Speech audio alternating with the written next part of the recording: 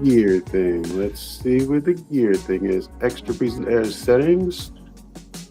Allow.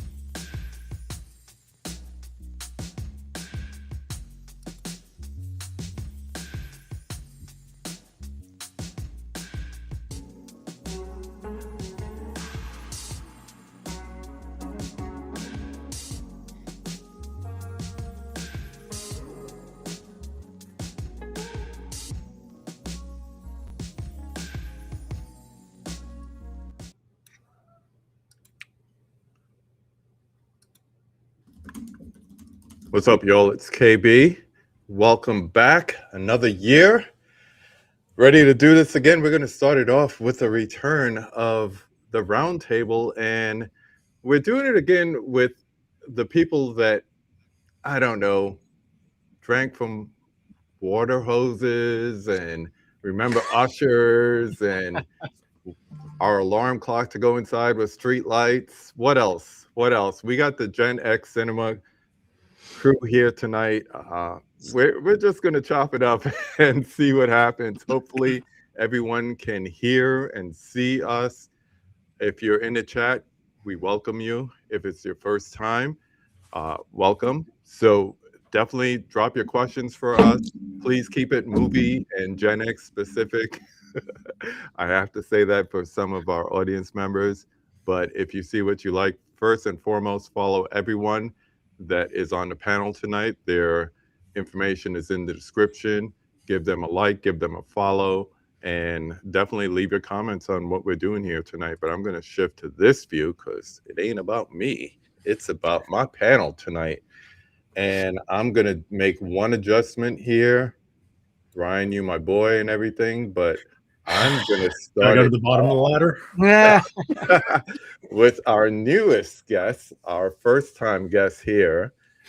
We have a local, not only film critic, but entertainment reporter. I just had to verify because I saw something recently and I asked her backstage, I said, were you really at the Critics' Choice Awards? And apparently she was. We have Miss Lonita Cook joining us. What's up, girl?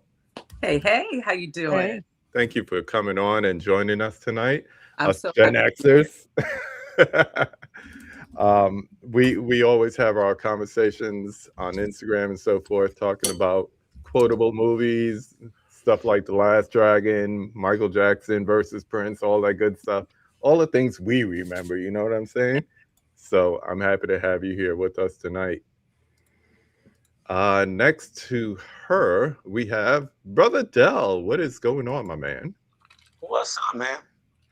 Always glad to have you on. Absolutely. Tell the people where you are, where they can find you. All the things we remember, you know what I'm saying? Somebody's got the audio. Yep, he's got the audio going. Next to, I want to say it's Big Chris. Yes, probably sounds like it. Yeah.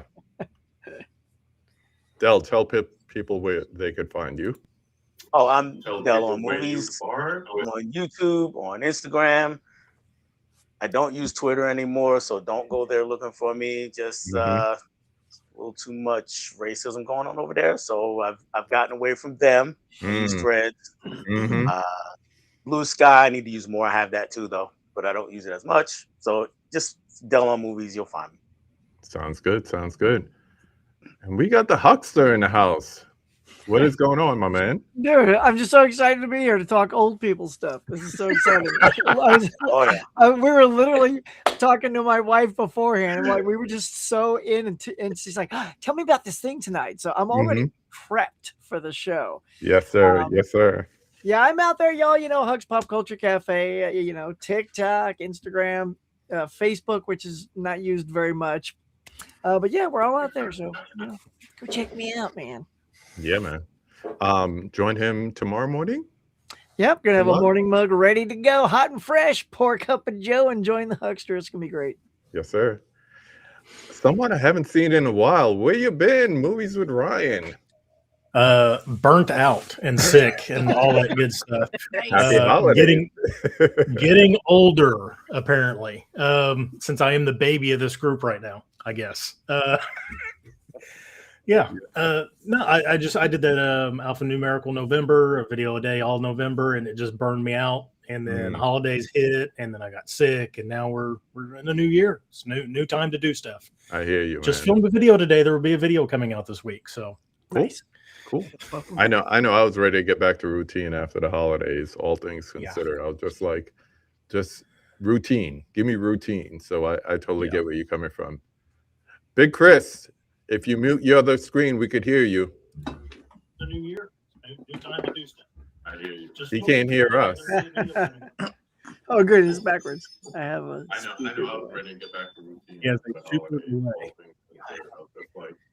Hey, super delay. Super delay. I think. How do you do that? I think he's got the YouTube video on. That's why. Yeah, I think he's on the YouTube video. Okay. Oh, good. That's the problem. We sound great, though. I just gotta say.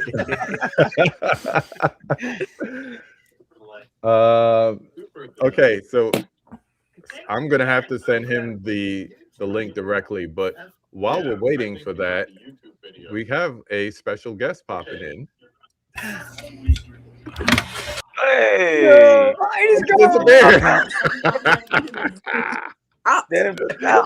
I'm just There he messing with you. Throwing me out like Buck used to. What's up, cool kid? Oh, nothing much. I'm glad was able to make it tonight to be with all of you awesome people here to talk about Gen X stuff because, we were all raised by hose water, neglect, memories, and, if we weren't in before the street lights came on, we deserved to wind up on the back of milk cartons. Yes. Pretty much. Wow. That's the long and short of it right there. Oh, man. So hold up. I got to set the scene first. It was this T-shirt that I'm wearing that inspired like all the promotions. So to like totally bring it in, where is it? I'll be okay. There we go. I hit every other button except the right one. So Well, there I we guess go. the stream's over then. All right, everybody go home then. Shoot. All right, but seriously, we're gonna kick it off. The way we're gonna do this, it's an open forum, so everyone's respectful of everybody else's time and opinion and all that good stuff. But it's us, so you know how it goes. So take us back. Everybody was talking about the last year, with 50th anniversaries, 40th anniversaries. But right now, let's take it back. It's 1986. Where are you? What are you doing? And how are movies in your life? Anybody could just jump it off from there. 1986. I would have been 7 years old. So late bloomer, 79. I'm at the end of the Generation Z or Generation X. I'm sorry. Generation Z. I was thinking Zennial with the X.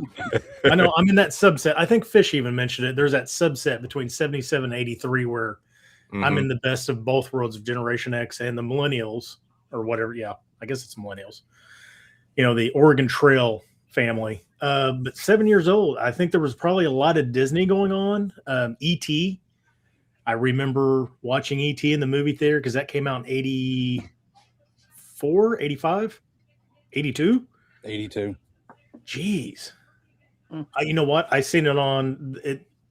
Our theater had a smaller theater across the street that would rerun movies every so often. And I watched it because I remember it scaring me when I was a kid. But yeah, a lot of Disney stuff and then those early movies. Ooh, Big Trouble in Little China. That was my favorite Carpenter movie. Yeah. In the movies. Great movie. Who else? I didn't realize I was that much older than you, Ryan. Every time we talk, I have this. And you look my age, and I look older than you. That's the problem. I was 86. I was 15. Oh God. Yeah. Talk about it. Yeah, I was going to the theater as many weekends as I could with my best friend or my girlfriend who I just got. And when we could, we'd sneak from theater to theater because it was early multiplex days. We'd try to sneak from theater to theater to see multiple movies in a day. Mm-hmm. And renting movies from mom and pop stores. We didn't even have Blockbuster in our area. We were renting from mom and pop stores. So every weekend we were watching 2, 3, 4, 5 movies. A lot of 86. So this was a lot of Arnold Schwarzenegger, a lot of Stallone, a lot of horror movies, a lot of slasher flicks, a lot of other action flicks. Yeah, that's what we're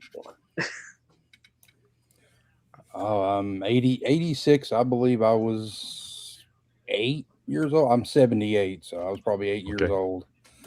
And I saw a lot of movies like on VHS and stuff like that. But like towards like the early fall, late summer, early fall, I was going to the movie theater. I was going to see. I went to see Howard the Duck and oh my God, Armed and Dangerous. That was the first movie I ever saw with my dad in the theater. And after that, I just fell in love with John Candy. And like the next year, like he took me to see a Richard Pryor movie in the theater. Probably I shouldn't have been watching that one, but he loved Richard Pryor, so he took me to watch that. But Crocodile Dundee, and I remember watching The Golden Child when it came out. Mm-hmm. I don't know what it is. Like you mentioned Richard Pryor. There was somebody in your family, if it wasn't your dad, it was your uncle or whatever, who had those blue records. The Red Fox, the Richard Pryors or whatever. I just remember sneaking into the attic and going into my dad's stash of vinyl and just like memorizing those routines until it became time for our version of that with the Eddie Murphy Delirious and all that stuff. So or maybe it was actually me that had all those things because I had like George Carlin, Richard Pryor, Bill Cosby, all those albums because I was like a little comedian growing up. So I needed all of those comics. I need all their voices in my head. And my dad was just like, oh, it's hilarious, Yeah. What were you going to say, Lenita? Yeah, I didn't have to sneak. My mama was watching it right there. And let me tell you, in 1986, I grew up in Kansas. And so, like, we're playing in the creek, like, just roaming the neighborhood wherever we want to go. I grew up, my grandpa, he hunted and he fished. And so, we'd be in the backyard, target practice with the pellet guns. There you go. Don't mess with Lenita. This is my upbringing.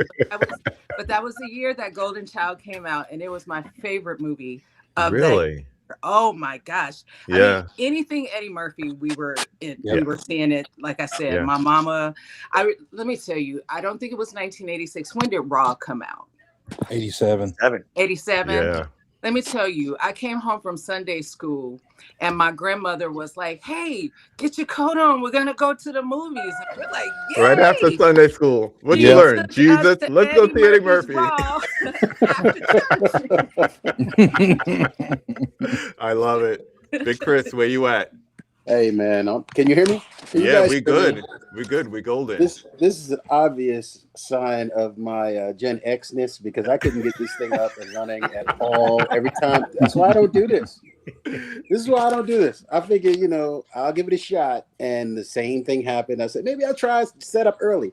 Nah. We're happy to have you, bro. Well, thank you, sir. 86. Where were you? Where were you in 86? 86. Jiminy Christmas. Well, in 86, I turned 16 at the end of 86. Mm-hmm. So what was popping in 86? I can't even remember. It was so many, being that back in the day when we used to have the VHS tapes and we would put like 4 or 5 movies on one VHS tape. It wasn't like we spent a lot of time in the theater actually, but we would have like, it would be a hodgepodge of movies. It would be like The Howling, Commando, what else? Jiminy Cricket. There's just so many movies that we would just key on and get something to eat and just sit down and watch 6 to 8 hours of movies. Yeah, some of us still do that. Oh, indeed. It's a good time. It's definitely a good time. I want to fill everybody in on one thing. When Lonita started saying about her growing up in Kansas, y'all started hearing animal noises. That's Chris, and he's in California. So just to let y'all know, it's not Lonita, EIEIO over there. It is actually Big Chris. Yeah, that's and it. his animals in the backyard. Sounds like chickens. We have chickens. They're just starting to make eggs again, so they're starting to regain their value. They're about to be going to the Dave's Hot Chicken Spot.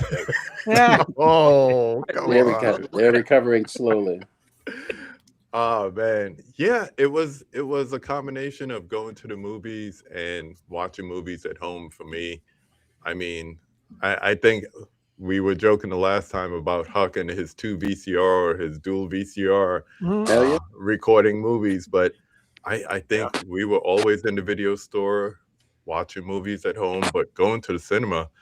And I was just thinking about something. I can't remember the last time I stood in line for a movie. Festival pass, yeah. Screening, yeah. But an individual movie, what memories do you have waiting in line for a movie? Oh God. I'd have to go as far back as the new Star Wars. I think that's the last time when Phantom Menace came out. It was down the backside of the theater. Oh my God. And we were just all there 2 hours early waiting, and you try to judge, like, is that how many people are in front of me? Am I going to get in? And you don't really judge it properly because you get in and actually there's plenty of seats left. I'm like, wow, it felt like I was like 900 people back. But that's the last thing I can remember physically having to stand in, minus the screenings, like you were saying. Yeah. But willfully, I think that one. Yeah, I think mine was like, I remember, I've told KB this, I experienced pandemonium with Tim Burton's Batman. Yeah. And I didn't we got to talk about 89. I didn't see it again until like when Phantom Menace came out, a 10-year gap. Like I hadn't seen it. Of course, I didn't go watch Titanic because I have this aversion to Jim Cameron. But, I didn't experience it again until, the Phantom Menace came out. Yeah. There's something special about 89, man. A lot of people who weren't there, they don't realize like how much that summer was just taken over by Batman. I've said it before, people who never got tattoos were getting bat logos on their arms. It was in the subway trains, in New York City, billboards everywhere. That was, and it wasn't even just like all the merchandising, like with the fast food restaurants and all that. Batman was everywhere. Yeah. Oh God. Yep. Well, look, I remember having like Batman biking shorts, Yeah. Favorite, I think like in 1989 when the first Batman came out, I think we treated all that merchandise kind of the same way we treated like the Beat It jacket or the Thriller jacket. Like it was everywhere, and no matter the demographic, you were wearing it. And I think some of that was because of Prince, Oh yeah, the soundtrack for sure. Oh yeah, oh man, that was so good. I've said this before, but for me, like KB said, like Batman was everywhere all the time for a whole year before the movie came out, and then I went to see it opening weekend, and it was packed house, and I remember from Young TV Raps, Ed Lover was there. If you're a basketball fan, 80s, you remember Mark Jackson. He played for the Knicks at the time. Him and his wife, Desiree Coleman, came strolling in the theater. And then when the movie started, and to your point, Lonita, the movie started, and it was quiet for the first couple of opening credits, but then it said music from Prince, and the theater like erupted into applause. It was nice. The weirdest experience to have that happen for the music credit, but I understood and I was part of that applause. Especially as a Prince fan, we were open on that one. This. Yeah. Mm-hmm. That's why we went. Yeah. It was like, there's a movie around Prince music? Great, let's see it. Prince's movie. Right. I think Batman's in this. Yeah. Yeah. Now I will say, Yeah. waiting in line. The last time I waited in line was The Dark Knight, really, and I happened to be at the front of managed to get the front of the line. But from the time period that we're talking about, I remember '85 waiting in line to see Crush Groove. And that line was wrapped around the block. It was cold, and it wasn't even my mom usually took us, but it wasn't my mom. It was a friend of hers because my mom had to work, and I had to bug the hell out of my mom. We got to see Crush Groove. I got to see Crush Groove. Run DMC's in Crush Groove. So she took us, and lines wrapped around, and we're standing out there shivering cold. It's the end of October in New York, and then we finally got in there. King of Rock starts at the beginning of the movie, and everybody who was a Run DMC fan in theater, which is 90% of the people who weren't parents, we're all in there singing along to King of Rock. It was great. Yeah. That's dope. Man. That's a great memory right there. I'll be honest, I haven't been to a movie theater in a very long time when there's been a line.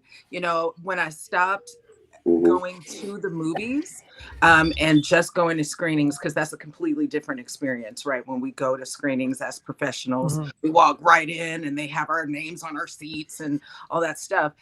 And so when I stopped going to the movies just as a consumer, and then I came back and had to buy a movie ticket, there were no people selling tickets. It was just a little kiosk. Yeah. And so it was completely different. And so I think the last time I actually had to wait in line was actually for the drive-in, to get into the drive-in. And I can't even remember what we were seeing, but it was something recent, but watching something retro. Yeah. It makes you wonder if that intimacy, and of course we're nostalgic about it, so things like going to the box office and buying a ticket, or in the case of what we're talking about now, waiting online to get to that box office to buy the ticket, the intimacy of that whole experience, I think, is lost on newer generations. And I think it's because the same way you could walk in and there's no person there and you just go to a kiosk, maybe it's the same thing as, well, I'm just seeing on a big screen versus my big screen at home. I'll just wait the 45 days and see it on streaming or whatever. Yep. Maybe I think, want. Go ahead, Huck. I was just going to roll it back a little bit to the Batman thing real quick. Oh, I yeah. remember not only vividly, I came out here to California to test the waters before moving out, before coming out here as an actor and all that. And that was the weekend that Batman came out. So at the Chinese theater, I was watching Batman, and I mean, I'm telling you, I was just like, oh, what is happening? Like with Prince and Batman, and not just that, but I've been primed for it for about 6 months, because I remember around Christmas time, Burton released that trailer, that early trailer to shut people up, because people are like, oh, Michael Keaton, he's a comedian. He didn't have a good jaw, right? All this about the jaw nonsense. And I mean, you could hear a pin drop when that Batman trailer started. And I was just like, I can't even tell you the movie I was watching, because the trailer just blew me away. And then I was working at a TV station where we could sort of hit the satellites and download stuff. And there was a network called Movie Time. I think it eventually became E, right? E Entertainment. And we downloaded that Batman trailer, and we watched it in the, over and over. I'm like, this thing is amazing. Yeah. So that was huge, man. And Michael Keaton is still my Batman. He's my Batman. He shut everybody up. It was great. Ryan, what were you going to say? So I was sitting there thinking, the last thing I actually stood in line for was Lord of the Rings, 2001 Fellowship. Our AMC Stadium 16 had opened up towards the end of the 90s. Before that, we had Showplace Cinemas, and one guy owned all of them. I didn't really care for them, but they had 16 screens. They dedicated 8 of them to Lord of the Rings, and they staggered the start times like every half hour or something like that. And on opening night, me and my friends went, and we had to wait in line for that. I think Lord of the Rings really probably was the last big movies that you really had to wait in line for. 2001, 2002, 2003, because then really things started going more to online sales. I couldn't even tell you last time I've actually had a physical ticket. Probably since then. Wow. Yeah. That's been a long time. We are not alone. It's So, oh, go ahead. whole different. I was just gonna say it's a whole different thing getting tickets. Like you were saying, just a few weeks back, we went to see Wicked for Good, and it was one of you just instead of going down there and trying to see if there was a seat left or seats left for a show, we're just scrolling on the app like, oh, this one's sold out, that one's sold out, or there's only seats in the front for this one. So Yeah. it's convenient, but you know it's not. It doesn't give the same experience as showing up there and then walking into the theater and being frustrated that, oh man, there's only those seats right at the very front, which you know happened a few times back then. That was the Yeah. worst. But it's also nice to open up that app and see, oh, my seat is open that I always love to sit in. My and you seat. get it. Yeah. Yeah. My seat. Yeah. As many 3 of rows you back, know, I'm dead the center. center seat. I'm the Yes. center seat man. So that's my spot. Always want to be. Oh yeah. Yeah, and I think in this way, we Gen Xers, we are kind of the memory keepers of what Yeah. connection it was to go to the cinema, starting with the newspaper. Somebody had Oh a yes. Oh, yeah. newspaper, and you open it up and you sit around with the family and decide which one you're gonna go see, and then you go over and you buy physical tickets in person. Somebody's teenager is working at the window, you know what I mean? And I do think we've traded that connection for convenience. I agree. Yeah. Yeah. I have to admit, as much as I love my Dolby Atmos and my IMAX and, you know, picking my seat, there's something to the intimacy of going to the movies that used to be that I kind of miss. I kind of miss certain aspects. I'm not giving up on my Atmos and my seat selection, but I'm just saying certain things I miss.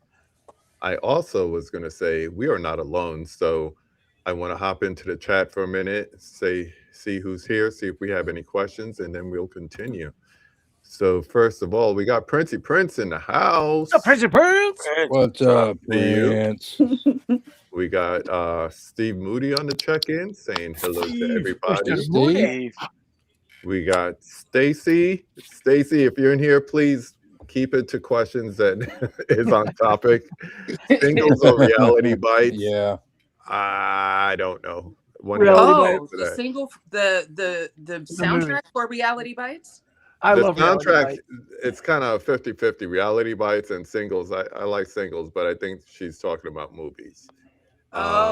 Singles. Is that the one that had what is the Jimi Hendrix song? Watchtower? The waterfall. I don't know. Is that on singles? Is it that? I think it is. Yeah. I mean, gosh, that's more 90s, but I think it's Destiny. Yeah, that's more 90s Yeah. and 80s for us. Yeah. Dimension Scott is in here. What's up, man? We got Dimension. like the movie man saying hi to everyone. Won't be able to stay long, so Hey, Dave. good to see you. Hey, Dave. Ooh, do you have favorite cinematic moment of all early 80s, 90s thrillers? We're 80s kids. Yeah, this is 80s. 90s. Bring back another decade and ask another question. Let's see. Yeah, Cool. we mentioned the morning bug. Invite everyone to hit that like button. Thank you very much. If you like what's going on here, like, comment, subscribe, all that good stuff. And pray for me. Yes. You're good, man. Don't move. Yeah, yeah. It's I'm like how happy. your daddy used to tell you with the antenna. The The antenna. antenna. I'm sitting Don't here move. holding When up the my antenna is iPad. right, don't move. I'm right gonna there. sit You here stay and right hold there. my You iPad my up remote like- tonight. holding my iPad up like a goofy. Here I am. Don't move. That's right. Stay right there. Stay right there. Interrogation basic instinct. We are not talking about that, my friend. We are not going there, but Low hanging fruit, sir. No pun intended. Literally. Let we me got say, Johnny in the Sharon Stone house. is looking beautiful still. Huck slipped that one in. That's terrible.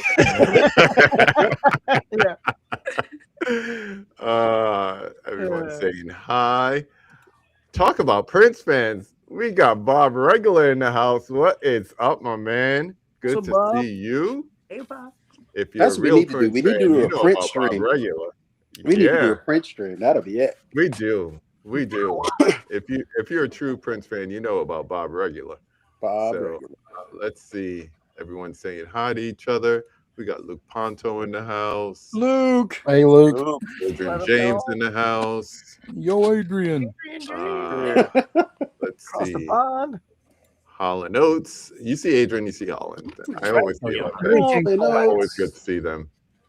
Let's see. We got Culture Trini in the house. Salute my Trini, dude. Hey. Trini, Trini. Let's see. Who else? Thank you everyone for hopping in. If you have any questions for the panel, please bring it up. We have Paula Fitzhenry. Nice seeing everyone. Nice seeing you. Thanks for coming in.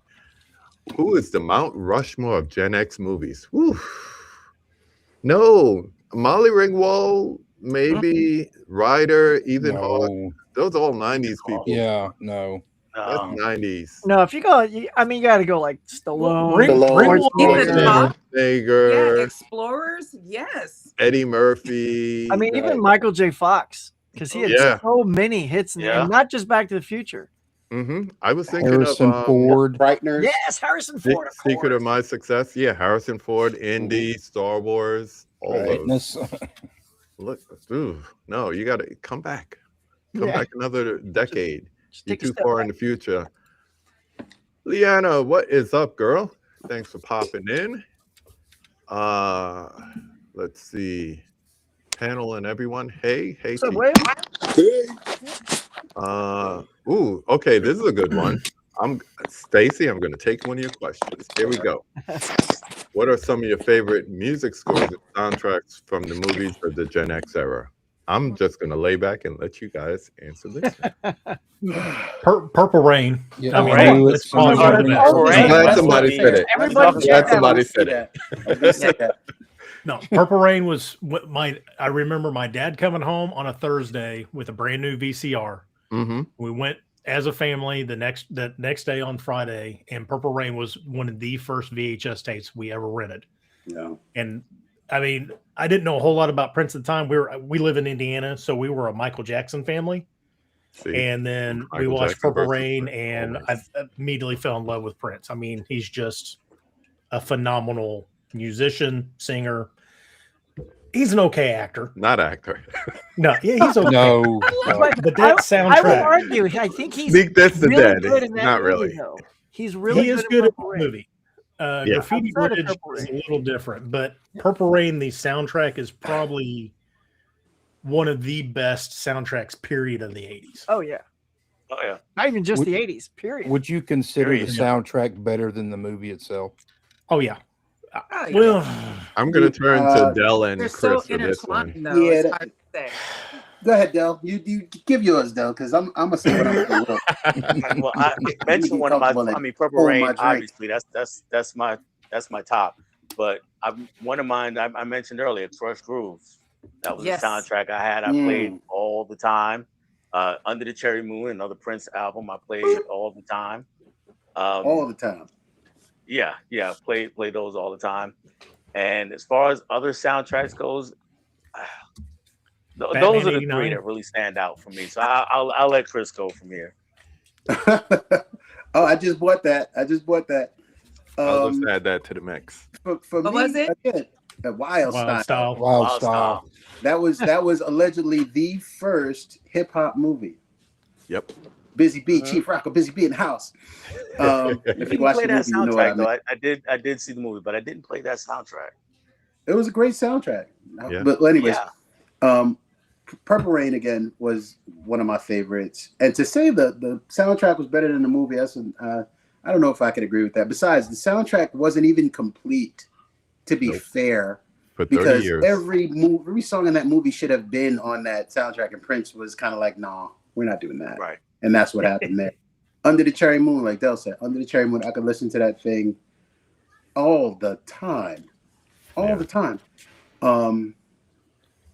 But I guess you know what kind of was a fun movie soundtrack from the 80s for me? Breakfast Club. I was just about to say that. Breakfast Club was a great I wouldn't even say guilty pleasure. There was so many cool songs on that. Mm-hmm. And as a Easter egg, what I just saw recently as what was the basket chase's name? Oh, well, she's a kleptomaniac. What was her name? Ali Sheedy. Ali Ali Sheedy. Sheedy was going through a teacher's locker, and she was tearing the locker apart, looking through stuff. And Milo Estevez was like, "What are you doing? Get out of there!" And she pulled out 1999 Nice. from the locker, and she Nice. says, "Do you know what this means?" He's like, "What?" He's like, "They're actually real people." Because if you don't love Prince, something's wrong with you. Yeah. I think another movie that's not like a music industry movie or about a musician or that has a fantastic soundtrack that has kind of lasted the test of time is The Color Purple.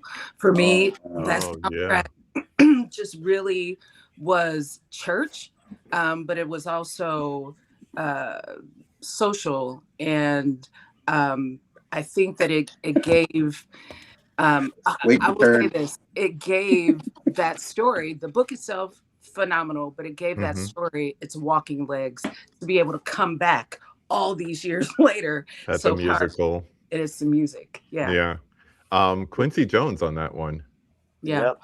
I did think of another soundtrack. It doesn't get credit for a soundtrack, but we all know all the songs, and that was Back to the Future. Huey Lewis and the News. Yeah. Power of Love. I almost put that as the music for promoting the live stream tonight. I was going to use Power of Love because to me that screams 80s music. You know, everybody went to see Back to the Future. I don't care who you were. Yeah. Oh yeah. Everybody went to see it. You were too young. Come on, honey. Go ahead, Gun, talk Top about Gun, it. Top sure. Gun. I mean, Danger Kenny Zone. Loggins. Danger Zone is still referenced in like modern pop culture, like Archer like talks about all the time. But another one that doesn't actually have a soundtrack, but it was tied into Queen, Highlander. Yeah. You know, the kind of magic. Their album was kind of used as the background music to Highlander, even though Highlander didn't really have a soundtrack. It had a score, but I mean, if you didn't know who Prince or Queen was at the time, and then you go watch Highlander, you knew who Queen was after that. Yeah. That brings up a good question. I'll get back to the chat in a minute. We have become, no fault of our own, but marketing has kind of made us into the generation of the legacy sequel. You just had up Top Gun Maverick, Beetlejuice, you know, things like that. So is this really like a celebration of great movies from our era, or is it like just, you know, Hollywood don't have anything original to say, so they're just going to go back to our childhood and take what's there instead of taking a risk? What do you think about that? It's the latter. Yeah. So there, I think it was Matt Damon had a really good interview a few years ago. You can find it on YouTube. It was either him or Ben Affleck. I don't remember. I want to say it was Damon. He gives really good interviews. Yeah, he does. He was talking about independent movies and with the age of streaming and all that, that because of DVD, Blu-ray sales have gone awry, companies can't make their money on the back end anymore.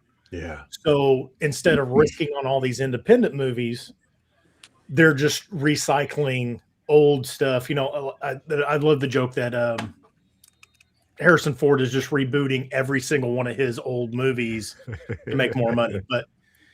But there is the other side of it. You got like A24, Shudder, and all these others that are taking risks on original movies. And they're also doing well on the back end. But nowadays, the big studios can't afford to take chances on all this independent stuff anymore. So it's really, we're unfortunately getting stuck with the studio nostalgia and not getting better content unless you go look for it in the independent stuff. But it's a great interview. I'm pretty sure it's Damon that did it. Yeah, it was when he was on Hot Ones. Yeah, he was talking about DVD sales of something. I think the Born Identity or something.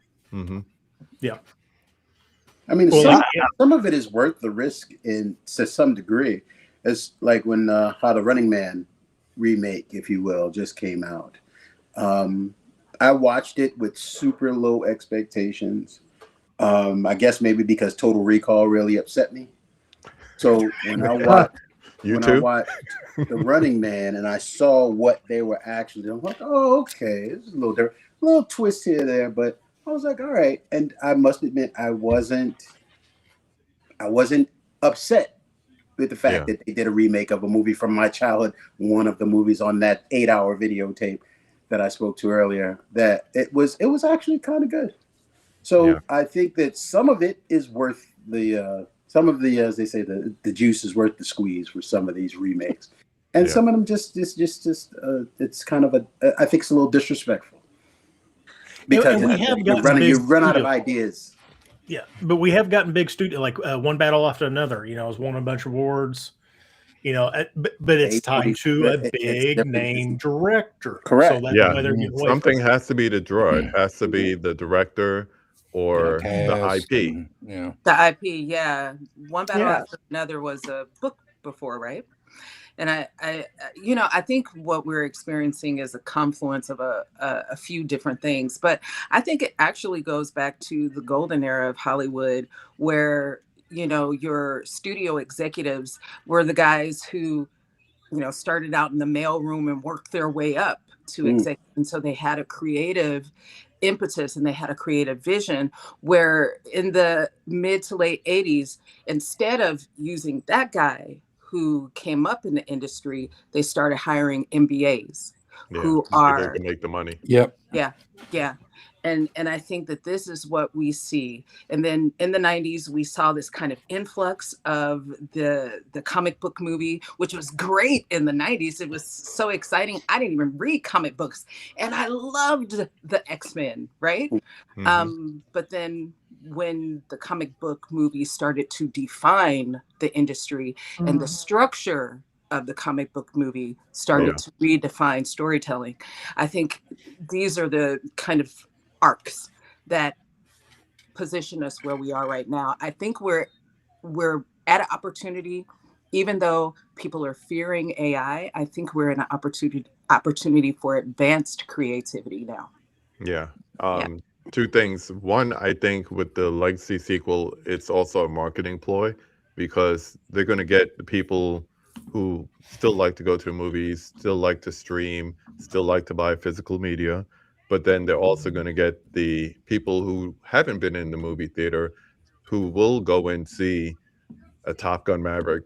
I know. I went to see it 3 times. I went to see it, the screening on the Thursday before it opened up Memorial Day weekend, and by Monday, Memorial Day, I had seen it 3 times. So there's something about being able to catch a wide net of demographics based on that. And then the other thing is, it's kind of weird, because I was looking at a thing online the other day, and it was showing like upcoming horror movies. I'm into that, and all but one were sequels. And it was like, look forward to it. And I was like, how? I've seen it before. I've seen Terrifier before. I've seen The Strangers before. How can I get excited if it's not new? And the only one that was new, once again, like you said, it was from a known director. So it's either the director or you already know the story. Those are the two. But then you see a movie like Good Boy. If you guys haven't seen it, I really enjoyed that. For the originality. It's such an original idea, but then when you grew up in a certain time frame, or my kids in that regard, as my kids were growing up in the 2000s, mid 2000s era, there was a cartoon called Courage the Cowardly Dog. To me, that movie was Courage the Cowardly Dog in live action, because the dog saw everything. And he tried to give warning, hey, don't watch your back. This is happening. I'm looking at it, but at the same time, it was like fresh and new, and I'd never seen anything from a perspective of outside of, because we would always talk about the dog in the movie, and where I grew up, it was like, look at the dog. The dog sees it. The dog sees it. Why don't you run? Look at the dog ran. Why don't you run? So, and if you're a pet owner, you probably a lot of times say, what do you see, boy? What do you see? What's going on? So that was a good Which way do we need to run? Let me know now. Yeah, Lassie, whatever it is. I think the best thing we can do to get original movies, particularly in the horror space, is to support book authors. Book authors can get their books adapted if they have a proven audience that can convert to the box office. And so if there are books out there that you know of, that you love, support them, cheerlead for them, because that is a way that we can get original movies on the big screen. It's the adaptation of source material. Very good. Yeah. I think that was part of the success of The Housemaid this year, because it was a successful novel. And, you know, the people who, once again, don't normally go to the cinema went to see it because they wanted to see the adaptation of this book. And, you know, some people were over here, some people were over here on how much they liked it and how true it was and how much it was different from the book. So, but the whole thing is they're in the theaters, they're in the seats, and that's the most important thing to the studios. I'm throwing up some comments as we go along because I don't want anyone to think I forgot them. Yeah, I went through, you know, you asked me what I was doing in 86 and I blanked. I looked at what like top movies of 86 was. Yeah. So many good movies came out that year. Like I didn't even think about, you know, I was not watching Disney at that point. Same. No. I mean, Platoon, The Color of Money, Aliens. Yeah. Cobra. Howard the Duck. Just saying. I remember renting Howard the Duck. Short Circuit. So many great ones. Johnny number 5. Johnny 5. He's alive. Johnny 5. Iron Eagle. I know that was a movie. It came. Stephen, we're having a conversation there in the chat. You know, that came out in January of 86. Top Gun was summer of 86. We had two great, you know, fighter movies that year. Wow. Howard the Duck, you said. Three Amigos. I seen that in the movie theater. That was hilarious. Yep. Oh my God. The Fly came out in 86. The remake of The Fly. Yeah. Highlander, Raw Deal. Man, there's so much stuff. Let me see if I could. Massacre 2. I'm going to bring this up here for a second. Big Trouble in Little China. Yeah. Hoosiers. Go Hoosiers. I think they're winning right now. I'm not sure. Movie stream, so not doing sports.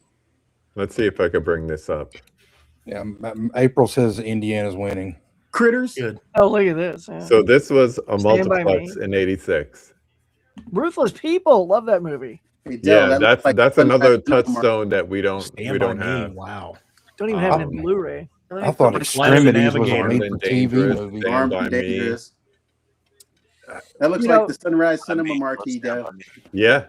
So, you know, this to weigh in on the nostalgia part of it again, you know, with Top Gun Maverick, stuff like that, you know, and why they're choosing like old IP to bounce back on and profit from. It's not always a win, right? As we've seen, but Top Gun was such a fascinating win. You know, it was 36 years since the previous one, but Tom has crafted himself into such a filmmaker, and he knows what he wants. He knows what he wants to give the audience. And then I go because I have the feels for Top Gun, and I freaking loved it. And then I came home and grabbed my wife and daughter and said, we're going to see this movie again in IMAX. I'm going to go again in IMAX, and I'm going to take you to see it. And then they loved it, right? Because my daughter didn't even see. She didn't even know what Top Gun is, right? So without even seeing it, if you do it well enough, your audience will respond. But outside of that, because I go every week, KB, I know we have like cards and stuff, like Regal cards and stuff like that. AMC. And my thing is, you know, and Looney, you're talking about like originality and stuff like that.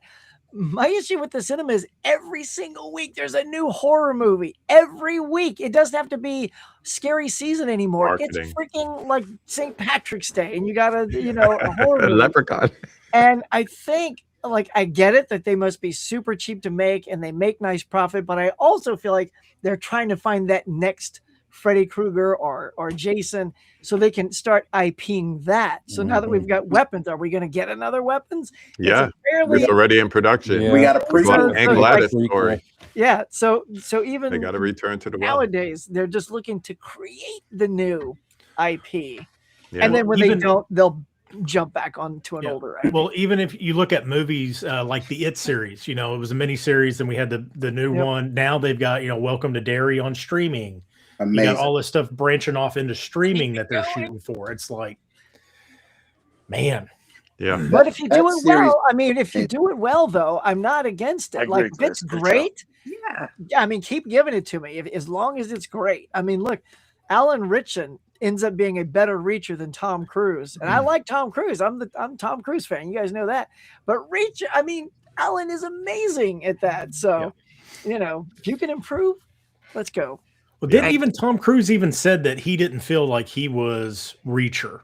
Like they wanted him because he was a big name, but he did what he could with it. He's a little reacher. The thing is, I didn't read the book, so I had no judgment. In the book, he's described as like 6'4", 280. Like he's that's described as 5'7", 160. It's like with rocks in his pocket and a handful of quarters. I was like, somebody's ready for the arcade. Yeah, let's go arcade in the 80s. All right. So I have a question, and I want everyone to answer this one. So we'll wait, man. Let me say this before you say anything, KB. Remember, we're Gen Xers. Our memory only goes back so far. You're challenging us. Prep us first. Let us look on the internet and get ready for your question. This is a personal one. This is a personal one.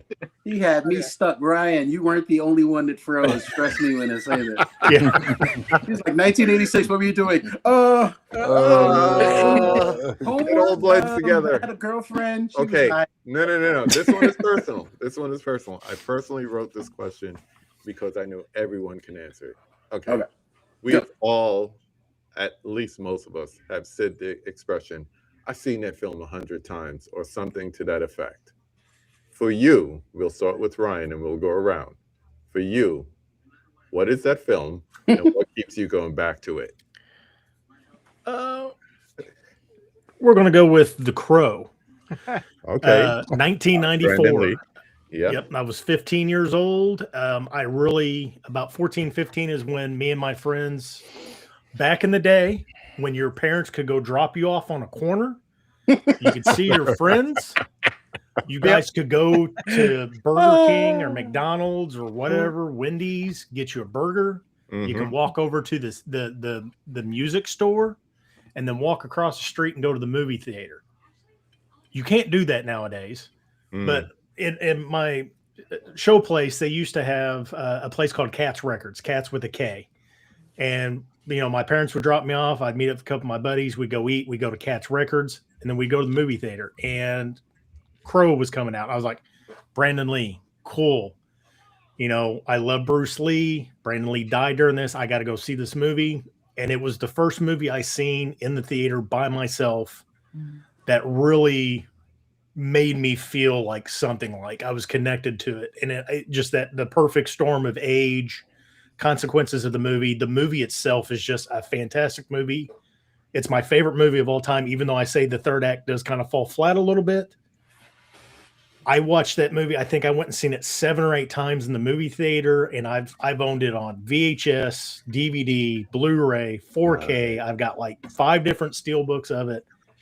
I watch it all the time. It's just my favorite movie, and it's just a great movie.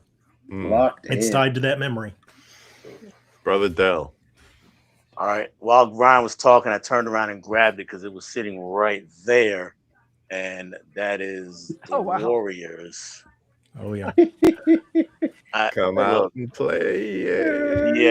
I saw this movie on. I've never seen it in the theater. I saw this late night on the Late Show on ABC back in the early '80s when they used to run all the time, and everything about it just captured my imagination. I'm a New York kid. It was a New York movie, and it's like it's a relentlessly New York movie. Yeah, it's just from beginning to end. Even though the gangs in New York, even at that time, weren't like the gangs here, but even they captured your imagination with all the colors and the flashy outfits and the way that they all were themed. All of that was cool, and then the charisma of the characters, especially right from the beginning with Cyrus, and then all the guys that were in the Warriors. Hey, Jack. So Oh, jeez. I can watch this movie anytime, all the time. Yeah. And I just love this movie. You know, the one thing I love about the Warriors, it's very New York, but it also reminds me of gangs of New York. You know, the history of New York and the 5 Points and all the gangs from back then, and then you modernize it with the Warriors, and it just kind of it follows that great New York gang thing, I guess you could say. Miss Lanita. Can I overindulge and say 2 movies? Go for it. It's your first time. You're going to overindulge anyway. Go ahead. Yep. So, and the first one I wanted to say is because I'm the only lady on the panel. I wanted to put a lady movie out here. Working Girl. Oh, that yes. movie. Oh, wow. Okay. All right. Melanie Griffin. Yes. Over and over in Sigourney Weaver and Harrison Ford. And when the second, what was that series? The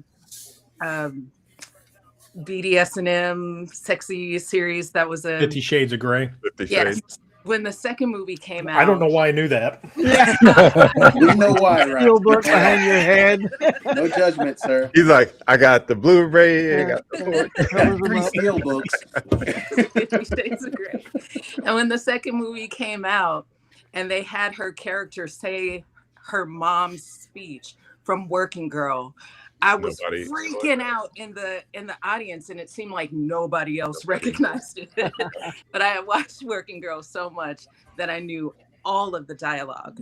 But my number one movie, it is my all-time favorite movie in the history of the movies that I've ever watched. My mother and I watched it every single weekend, and we would quote the movie together. And that's David Lynch's Dune. And Really? oh, this is my all-time favorite movie. Wow. And I know all of the dialogue. I went to Screenland and saw it Okay. recently. That's official. And I said, hey, is it okay if I say the dialogue? And they were like, no, you can't. You got to be quiet. Hey, this ain't a quota law. Oh You man. should have asked Adam to introduce the movie. That's what you should have did. Okay, so I do have a question there. So with your affinity for 85 Dune, how do you think about Denis Villeneuve's latest versions of it? When I first heard that it was happening, I was very upset. I didn't want this to be touched. Kyle MacLachlan is Muad'Dib. Yeah. Okay. Nobody else. And at the time, I didn't really like Timothée Chalamet as an actor. And so I was furious. And I'm not the kind of person who goes off online about stuff. But I'm like, this dude. Too late now. Yeah. May as well get it over with now. She don't like Timothée Chalamet, y'all. And well, I will say I eased up. I'm a little bit of a Timothée Chalamet convert after watching Don't Look Up. I really enjoyed him and Don't Look Up.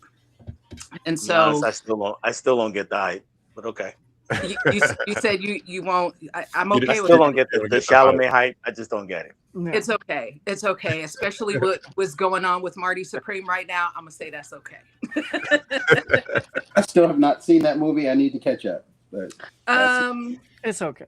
Yeah. I took baby girl to see it, so This I have is to a get it in. conversation for the next. Yeah. it's That's afterwards. After we do the outro, everybody hang around, and then we get into it. When I Okay. watched the Everybody. first one, the first installment of the remake, I thought is Dune my new favorite movie of all time. Okay. It just was so like my favorite scene in the original is when he comes in, the Bene Gesserit, she tells him to put his hand in the box. Yeah. And she puts the Gom Jabara against his neck, and no. What is the poison needle for the animal? What's it called? I don't remember the name, we don't but know. I know what you're talking about. The fame. But in the remake, that scene is elevated, and it made me realize something new about that moment. And I thought, oh my gosh, this is amazing. But then after he and his mom took the flying craft and they crashed, it became a whole nother thing, and I kind of hate it. So then you went back to your David Lynch. That man made me sick. So bad. Who do you think he is? Who you got, Huck? Yeah. That's a great story. Now, okay, in the Wayback Machine here, there are so many movies, especially the age I was. I was the first little nerd on the block with 2 VCRs, KB knows, you know. And as a Star Wars fan, every time like a bootleg came out, and by the way, this is bootlegs way worse than what we get today. Today's bootlegs are pretty damn good. This thing was like blurry, but I was like, yeah, look, it's Luke. You know, it's like this big, looks terrible. But any chance I could get to own it over and over again, like watch it again, I had that same effect with that movie, Superman, Raiders of the Lost Ark, and Back to the Future. All of these films, over and over and over, it's the music, it's the actors, it's the story. It's just, they were all absolutely so related. Regular mullet. I'm not gonna lie, maybe at one point, party in the front, business in the front, party in the back. But oddly enough, as I thought about it, the thing I probably have watched more than anything is Smokey and the Bandit.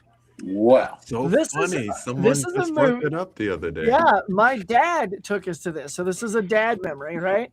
And it was just everything about it, like all the lines. I mean, literally, my brother and I could sit down and we'll just, you know, Lenita, you're like, can I say the lines? I would literally, you'd have to shut me up to not say the lines. If I go see that in the cinema, it's just so hard to not quote it and sing eastbound and down and, you know, hold on your ass, Fred, and the dog, you know, all of that stuff. And Sheriff Buford T. Justice of Texas walking out with toilet paper on his shoe. I should have won. I actually remembered his name the other day. I could have won money. I actually said the name. Jackie Gleason, right? Yeah, Jackie Jackie Gleason. Gleason. Yeah. Sheriff Jackie Buford Gleason. T. Justice of Texas. And even the lines like, you know, Jermaine, was it? You're not. Your jurisdiction is not germane to the situation, and he goes, the goddamn Germans got nothing to do with it. I'm like I'd see that over and over and have my dad like, what does that mean? But everything, it's about the quotables, man. It's about the that quotables. car was beautiful, and the relationship with him and Frog, you know, it was just, I don't know, I just couldn't get enough. So just, I mean, that movie over and over and over. And when it was on cable, watched it then too. Oh yeah. That's same. That was So an HBO movie for me. I watched it so many times. That's the Right? only place I saw it was on HBO. Mhm. Yep. Just Yeah, that's the first time I it's saw just it on HBO. endless. And you can watch it again. And I just, even though I know every joke coming up, I'm starting to smile before it happens. Mhm. And there's a joke and I 'Cause laugh. you know I'm it's coming. Yeah. Yep. you know, so What you got, Chris?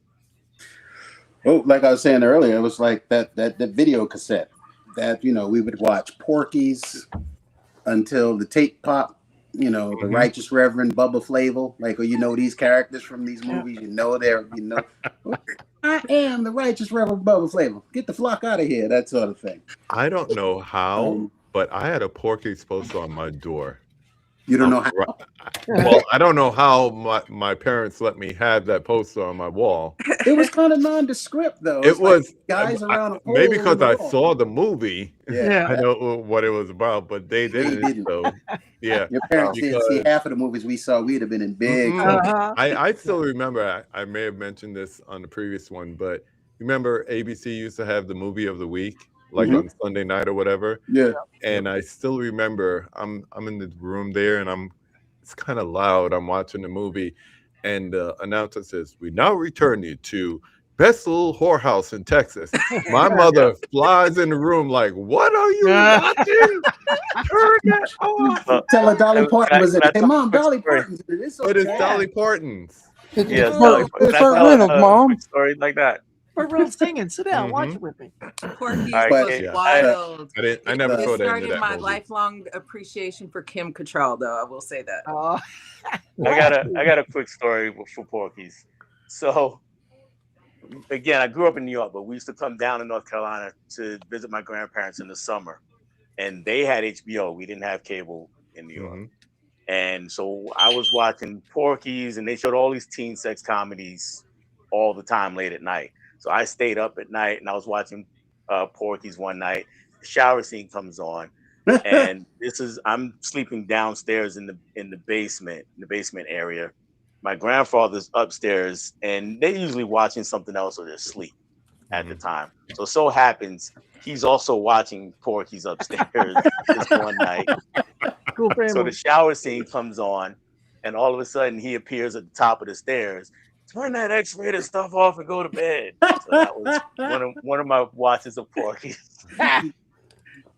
Hilarious. Oh my gosh.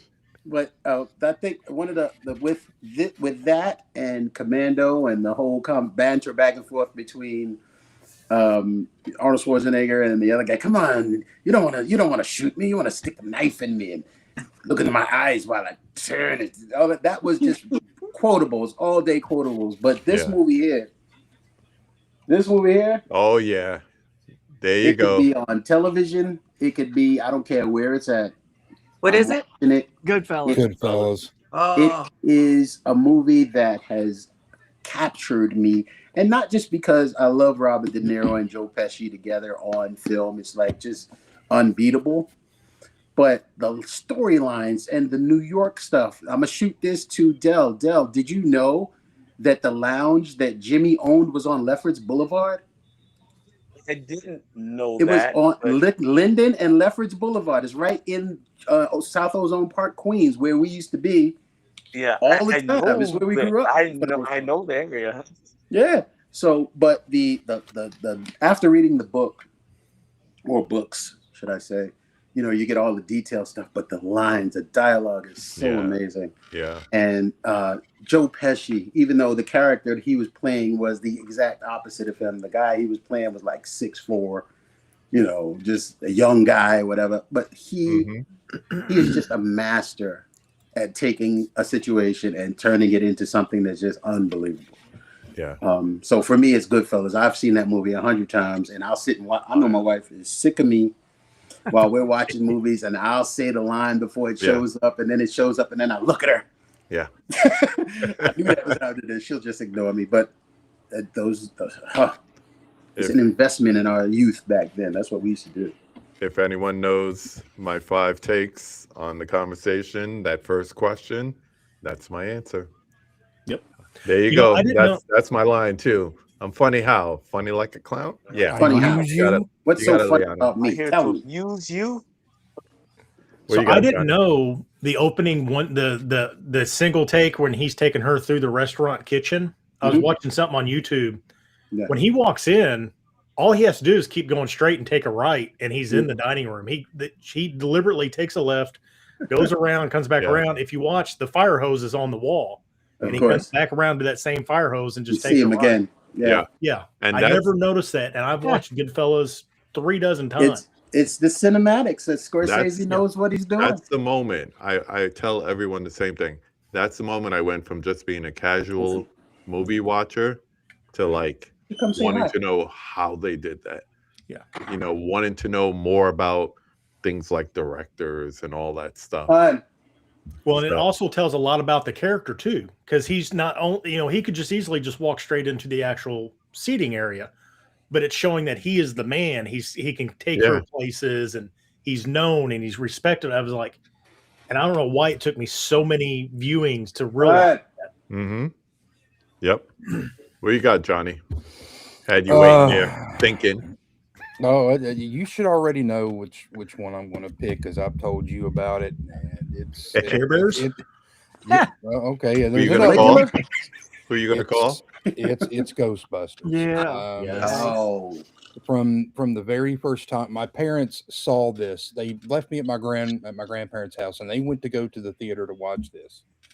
And it's like they held this over my head, like, yeah, well, we got to go see Ghostbusters, and I couldn't believe that they would leave me at home so they could go watch Ghostbusters. So as soon as it came out on VHS, I rented it like every single weekend. It got to the point where I would take a backpack in my mother's curling iron, and it goes where it has the cord. I would stick it in the back, and I'd have my own little proton pack. Aw. I was wondering where that was going. I mean, it's Ghostbusters. That's my favorite 80s film. And I give credit to my wife. I mean, she actually said, okay, we're going to go watch Ghostbusters on the big screen for the first time. So I got to go see it on the big screen for the first time last year. And we took my nieces, and April's like, "Yeah, it was okay. I've seen it before." And I'm like, "But this is me getting my child back." It wasn't for her. Did you have her curling iron when you went? I thought about bringing magic. Yeah, bringing a curling iron and having a little backpack. But yeah, it's Ghostbusters. It'll always be Ghostbusters. And I have a question. What do you think was the most, outside of your Porky story, Dell? What do you think in the cinema was the most inappropriate movie that you ever saw as a kid? Ooh, I can tell you. I got mine too. Oh, I got one. I know what mine is. My mama took me to see, and I think it was in the 80s. Y'all can correct me, but that movie Making Love. I was like 3 years old. Whoops. You didn't it's in the title. What was she gonna do? Leave you in the car? All right. It's in the title. The Baby, title we gonna of see the Making movie Love alone. tonight. Come on. But if you don't know the movie, it's about two guys.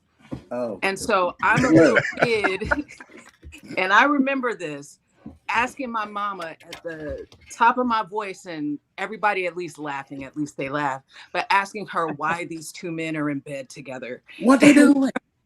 Her trying to shush me and quiet me, and I'm just so confused. But I remember the rest of the moviegoers being very gracious and laughing. Nice. And as an adult, I'm like, why would she take me to that? She couldn't find a babysitter that Yeah. night. Yep. I think I need to say, That's Gen X parents. They couldn't find somebody to watch the baby, so the baby before these coming with stories go any further, she got us beat. us. Because Yeah. Mine is I went to see Swiss Family Robinson on like a matinee. What? I want to say it was Church Avenue and Flatbush, RKO Kenmore, and then it was supposed to be a double feature. Why they got Swiss Family Robinson for the family doubled with Sparkle? If you ever seen Sparkle, Yeah. Sparkle's good enough. giving you something he can feel, Yeah. I should not be watching that. Sparkle is the black man Swift Family Robinson. You just didn't know it. That was the connection. That was the connection. So that's mine. Who else got one? Everybody Right. raise their Well, hand. Okay. I'll let Huck go, but I don't. got you. Here's the thing. I didn't have one that was like a linear. I mean, you just take the cake. That's horror. That's hilarious. But I do remember going in the wrong movie once, and it was Alien, and it was supposed to be. I don't even know. It was supposed to just be a comedy, and it was just a fourplex. So it was 1 and 2, and I went into 2, and it should have been 1. And as it keeps going on, I'm like, I don't think this is a comedy. Like, it just can't.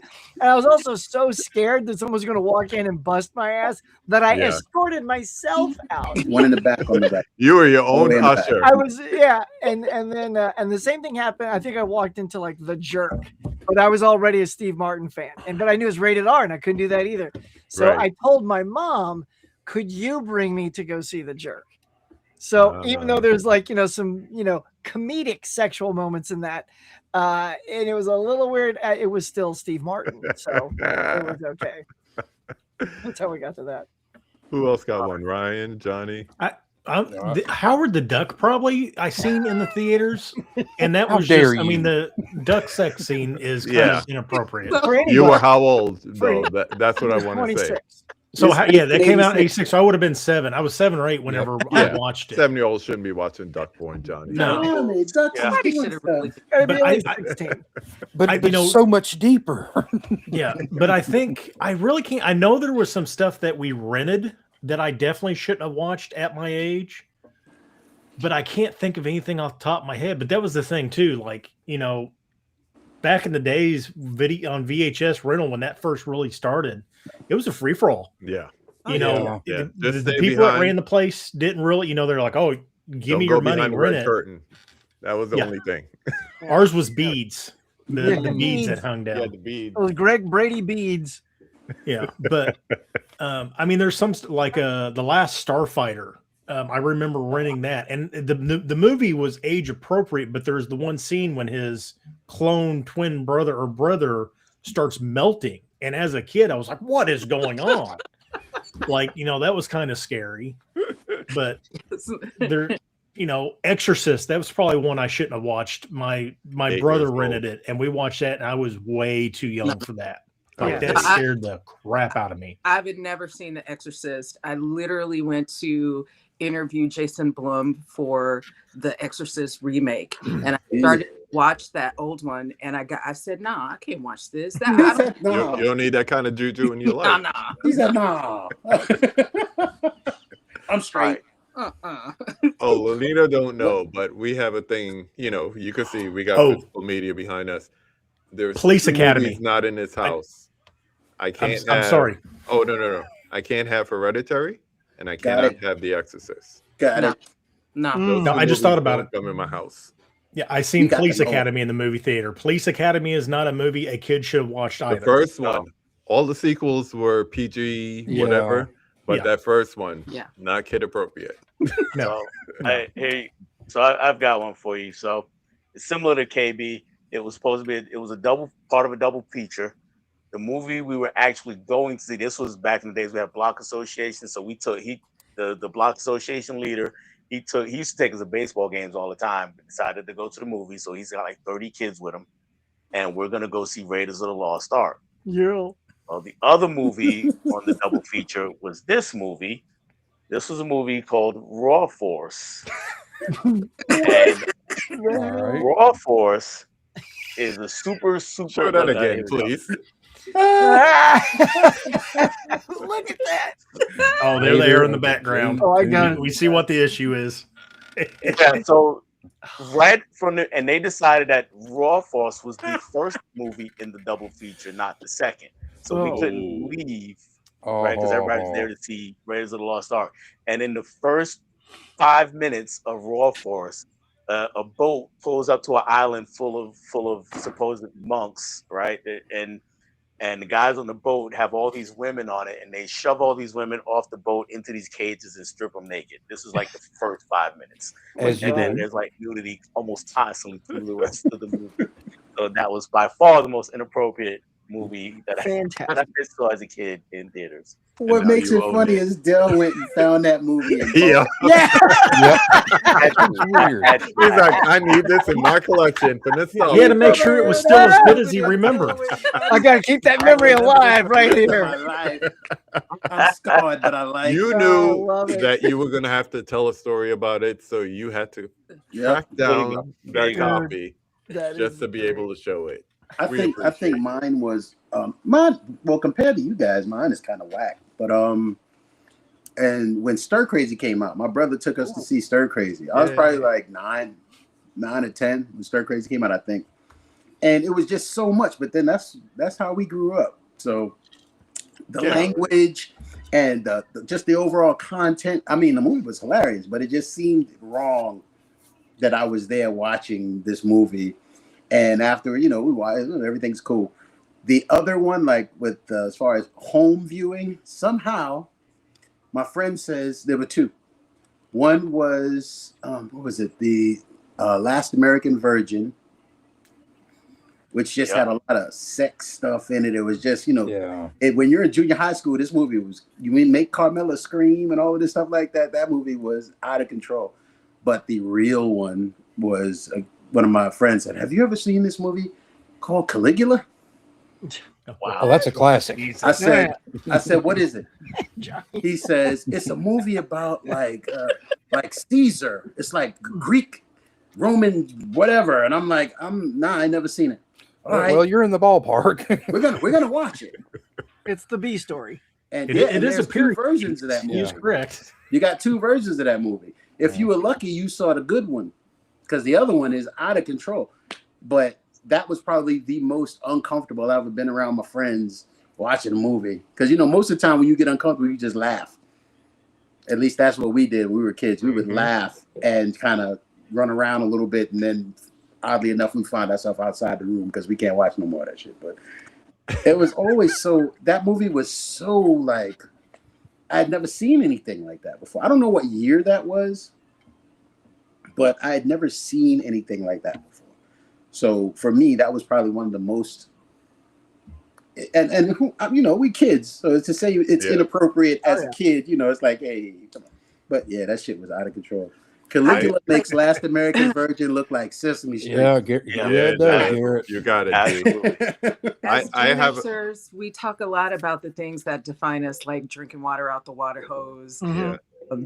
But I think this thing is one of the major defining things where we were able to access so much media that was probably inappropriate for our age range, and our minds were constantly blown constantly blown by cinema. And because this was before what the Nancy Reagan and censorship and all this stuff. And we could just see everything on cable. Our parents were taking us to the movies because it sounds interesting, it sounds fun. And it would be some stuff like Melting Faces or Teenage getting it. And it's like, what's happening? and I think that's a huge part of what defines us as Gen Xers. Yeah. It was the experience. Someone posted this earlier about being able to go to Blockbuster and the feeling you got when you went to the new arrivals wall and that movie that you wanted to see wasn't there, but the box was there. You knew it was there because the boxes would be kicked out, so there'd be like several copies. Yeah, and you saw, can't wait to go get it. You go, it's like nothing. Yeah, just the empty box. 2 rows of Jurassic Park. Right, or the experience of going to the mom and pop rental stores where you didn't know what a lot of these movies were. That's right. You'd never heard of these movies before. You picked your movie based on what was on the box. Yeah. Yep. Because most of those were slasher movies, and you wanted to see, here's Jack. Jack has an axe, and he's holding on to somebody's head. The other hand is an axe in his head. This is coming home, and it was just that was part of the experience. Yeah. Yes, we all hate censorship to some degree. I think we need to be. Some of us need to be censored a little bit because we're getting crazy. Now, how about the part? So you say, you see the box there and the box isn't there and you really wish it was there. How many of you stood around and watched 10 people walking in with tapes, hoping in their hands was the thing you wanted?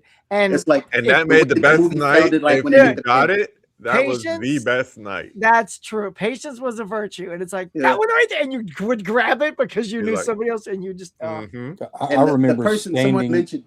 Sorry. Go ahead. No, you. I remember standing in Blockbuster for 6 hours waiting for someone to return Poetic Justice. Come back. Ooh, speaking of that, Janet Jackson or Tupac, one of the two. I don't know. Wow. And only one came in, and I got my hands on it, and then someone stormed in through the door and was like with an elevated voice saying, "I want that fucking Poetic Justice," and they were just looking at me, and I'm like, you need to hurry up and get out of here. Wow. So, Johnny said, "I'm not real back there, man." Wow. Okay. I'm not a killer, but don't push me. Exactly. I have one more question as we land the plane, but I have an no one will ask me about mine. We didn't get to yours? No, we didn't get to Johnny. My bad. I'll shut up now.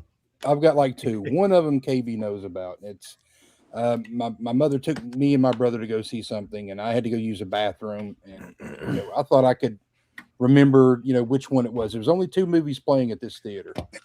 And I walked into the wrong theater, and I walked into this. What is The Return of the Living Dead? I walked in when the Tar Man came out, so that was sort of like my introduction into horror. And I'm like, ooh, I might want to check this out some more. That was fun stuff. The movie that I saw that it wasn't horror; it was just like shocking violence that I went to go watch. I went with a buddy of mine. I lied to my parents and said I was going somewhere else, but my dad knew what I went to go watch. And RoboCop. Yes. There was a lot of violence in that movie. It was a ton of violence, but it was good violence. My dad was sitting there going, "So, what'd you go watch?" I'm like, "Well, we would see this." And he's like, No, you didn't. Dirty Dancing. Don't put Johnny in a I got a question Which for is you, also for John. quite inappropriate. Yeah, but Yeah. not RoboCop inappropriate. But I got a question for you, Johnny. Though, when you got, did your father actually understand the level of violence in RoboCop? Because I went to see it in theaters too, and I had an older cousin with me, and he was like, "Oh, I thought this was going to become like a corny kind of superhero kind of thing," and then he was shocked by all the violence. So, did your dad even know that that's how violent? No, he had no idea until I guess some of his coworkers had told him. Like he's like it was ultra violent, but yet I saw like Predator and Commando and all that stuff, and I guess he figured it was going to be on that level, but he was like, RoboCop, I guess he can handle it.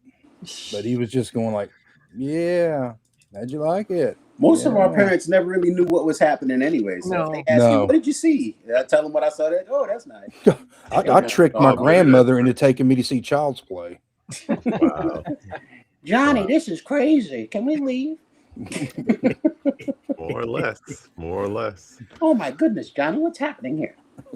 I have a question for Miss Lanita. You see the craziness that takes place on my live stream. So with that in mind, I want to, you are the only one on this panel who has not been on the conversation. So I want to ask you personally if you would come back for a one-on-one on the conversation with me. I would love to. All right. Of course. All right. And I personally ask you that because the next question is really for the guys with all this plastic behind them. Pretty much all of us, but you. But I felt like I should draw some things back there. No. I'm sure she has a stash. Don't even try it. You could tell us where we could see you in a few minutes, but yeah, because you kind of supersede all of this with us. But we just mentioned it. Growing up, video store Fridays or video store Saturday nights, right? Some of us now have the deathly endless scroll if you do streaming, but we're starting to see a shift where people are doing streaming, getting tired of the prices, hiking up.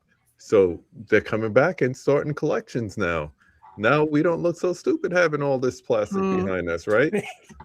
And more importantly, they're canceling streaming services. But as owners of physical media for the fellas here, do you see it as a sense of intentionality, or is it something where you start off saying, I wanted to have my own favorites? And I'm going back to like VHS days. I know a lot of people in the chat, the same thing, going back to VHS days, just collecting your favorites. I still remember Back to the Future, Batman 89 was when the price dropped and you could get a VHS movie for like $25-$30, which kind of is what we pay for 4K these days. But do you see it as intentionality? Did it start off as collecting my favorites, or is it just like hold up raw force for nostalgia? How do you see it? Or are we just a bunch of nerds? That's another option. Yes. Ryan, come on. Tread lightly. Some of us like South Korean cinema. We're nerds for that. So I want to hear from everyone on this one. Yeah, I'll jump in real quick, and I'll tell you instantly. For me, it's all about the world of VHS and VCRs. When those tapes got in my hand, it's something like took over my brain. Like I couldn't wait to put it in, and and I learned about SLP, LP, and EP, and SP. So I knew what the speeds gave me. This is better quality, but I can shove more on this tape. And it was all about. It's funny today we talk about quality, but back then we wanted we didn't care. Quantity. We wanted quantity. Put 4 movies on there if I could. And I would have the timer set on the VCR and then make copies of my favorite movies and then buy the movies when they came out at the right price. So for me, I could tell that was baked in me from the moment they created tapes. And sadly, it hasn't left me because I just keep replacing the love for VHS with this. Yeah. Someone else. I really think, we're like the last generation that really looks at ownership. And and we see from an outside box, like you said, KB, streaming services, censorship, pulling stuff. There's too much stuff to, well, who wants to spend money to have 9 different streaming services when we got all this behind us? And I think it's the sense of ownership really is part of it. I think that's lost on a lot of people, or younger generations nowadays. Yeah. I mean, there's everything so quick and one use, and I'll just buy something. It's not like it used to be. And I'm a nerd, so I'll take that. Hi, my name is Ryan. I'm a nerd. I'm a nerd. I think for nerds, it's more like hanging on to my childhood a little bit. Yeah. Because, a lot of this, as my wife says, a lot of this crap that I have on the shelf here, a lot of this stuff, I mean, I did go to the theater to watch when I was younger, and it just takes me back to, this sounds kind of corny, but it's a simpler time, when we didn't know so much about the world ahead of us. We were just captured in that moment, and it just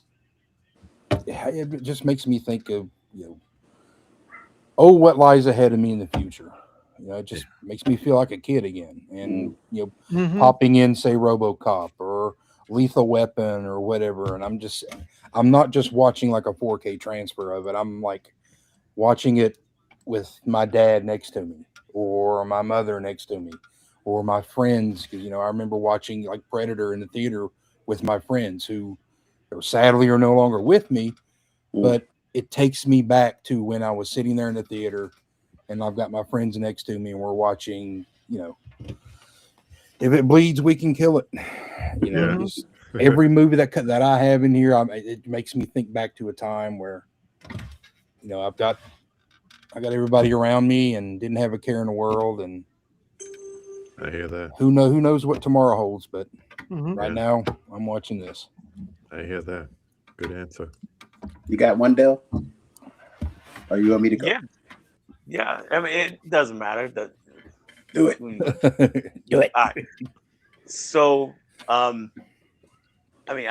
always been a collector of something. It started with baseball cards and comic books, and after that, and records and CDs for a while. And then when it came to movies, I just had a few of my favorites, but then I had kids, so I had, stuff that they had that they could plop in and watch, when I needed a babysitter besides me sometimes. And then I started working at Blockbuster, and it was, oh, hey, there's 3 for $20 and I get an employee's discount. So I'll just get a couple. And then before you know it, I have 100. And then the next thing you know, I have 200 and so on and so forth until I got this. And now it's like, you know what?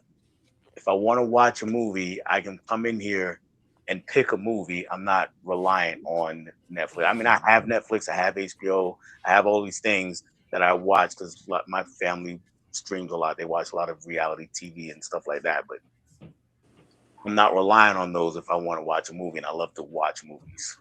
Yeah. Big Chris. Mine was sort of a transition because back in New York, I was doing a lot of the, as we were talking earlier, the bootlegs, bootleg anime and, bootleg, whatever. And then I remember, I think it was maybe 98 when DVD came out. Like 1998, 97, 98. That's when it was like super expensive. Like, it's like almost $1,000 for a DVD player or whatever. But I'm sideways. When I told you not to move. As you know me, I've been doing my thing, so that's how I feel right now. I don't know what I did. So it was more of an endeavor to try to there you go. Get everything that I had on cassette on DVD, which was interesting because they were still cranking movies out, so they didn't have everything that I had on DVD. So then you do that, and then most of it is sentimental goods, like the movies like Johnny was talking about, movies from your childhood, movies that you watched on a regular basis. You had to have those. In fact, I remember the first Huck. I remember the first 2 VCR tapes that I had, Up in Smoke and Purple Rain. We already know Purple Rain was one of them, but Up in Smoke and Purple Rain were the very first I was probably 14. So this is around 1984. So it was really all about playing catch up. So then once, everything caught up, and this is where we are now with all this, everything is caught up. And now I'm buying movies that I ain't watch. I mean, I got movies over here that I've still got plastic on them. I know that I'm not in a minority when we have people that have movies that they're not going to open them. They intend on opening them, but they will never get open. They're going to sit there and collect dust, just like a lot of these things are. So one of my captions on when I post the new goods, the new movies that I get, it used to be, I'm sick, bird, I'm sick. The Dave Chappelle skit. And then I started to say, okay, let me slow down and start, being more deliberate or trying to be more deliberate in the things that I buy. So the new hashtag was, I'm not as sick as I used to be. I'm still sick because I'm still buying movies all the time. I bought that new Kill Bill box set thing, this big. Why? Because it's beautiful. It don't matter. It is Because beautiful. it's beautiful. KB, that's all. Because it's beautiful. Yeah. It's beautiful. This is why I have this. I'm never going to open this. That's $100 will get you. It's beautiful though. You have to. It got the same $10 disc in it that you can get. No, it's the 4K. It's the 4K steelbooks and blah, blah, blah. It's amazing. But I have it so it's on display. You look, as you said, you look behind us and you look at these displays. They're for us. But they're also for people to come into the house and go, wow, that's awesome. And then the question comes, have you watched all of these? And then with a shameful head, you go, no. Unless you're, I gotta retire one day. Unless you're my daughter's, if you're my daughter's friends, you'll walk in and they'll just look and go, what is all this? That's what I get from gather around from the kids. So I'm like, It's my own streaming service. Yeah. Although my daughter does brag, my dad owns every movie. And then she was having a sleepover and they all go, God, we want to watch Devil Wears Prada. And I went, oh, really? And then they go, no. Walked in, walked out, threw Devil Wears Prada on the table. I go, have a good night. And they're like, you're right. He does own every movie. You should have let them search for it on streaming first. And when they couldn't find it, plop the Blu-ray down and say, there you go. I needed immediate recognition, KB. What you got? What you got, Miss Lanita? Lanita. So I know I'm not supposed to say nothing. No, you good.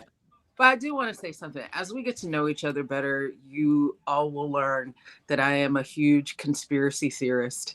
But I want to say that I think people who collect physical media are our next rebels and possibly heroes. I do believe that we are in danger of a tech dystopia. I think we've seen these types of things in the movies we watched. But she said a tech dystopia. I like the way that sounds. I like it.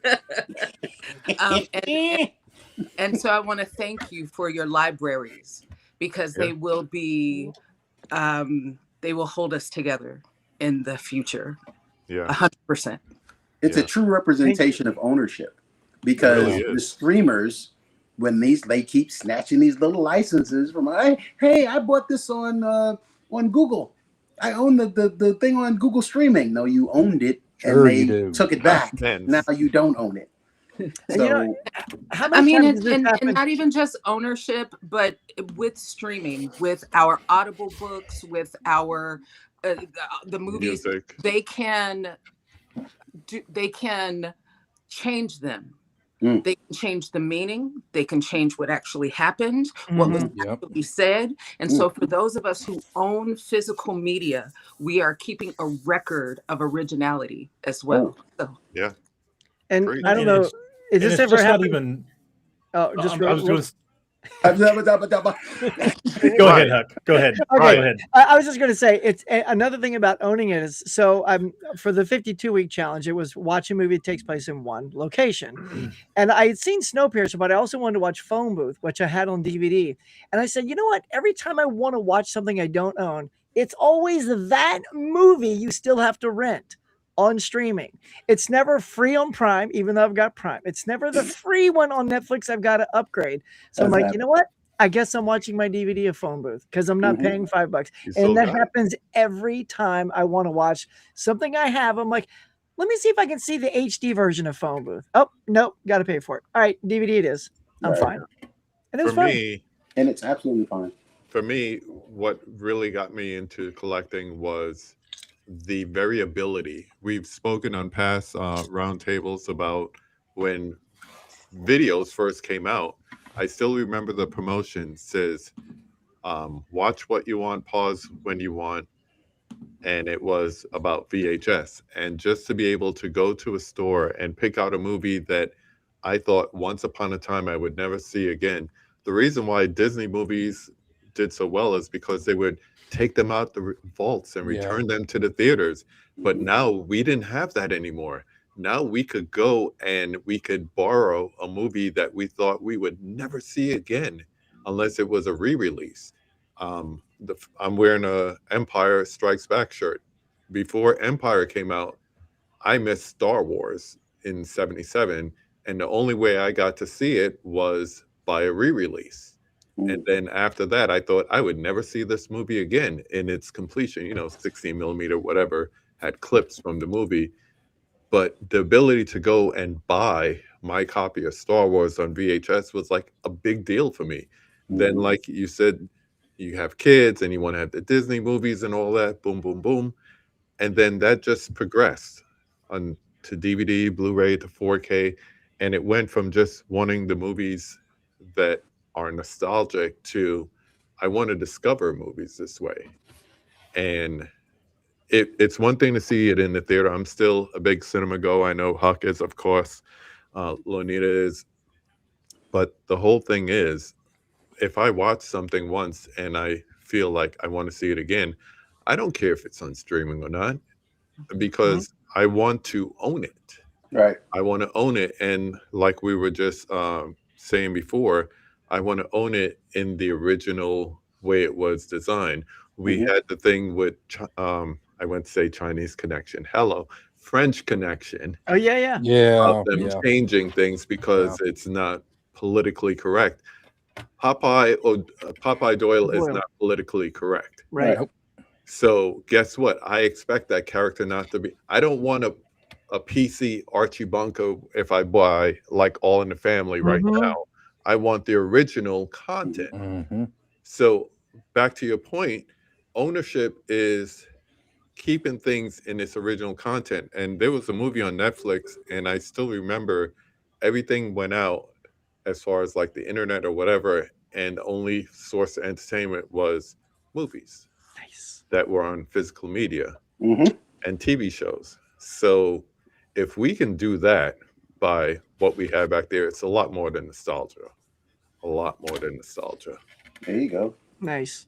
One last comment here. I recorded the movie Kiss Meets the Phantom. There you go, Steve. We used to talk about that movie all the time. So I could listen to it when I wanted. Damn sure buying movies worth having to keep forever and ever. Yeah. I think that's Kiss Meets the Phantom. Yeah. That's the rock band Kiss? Yeah.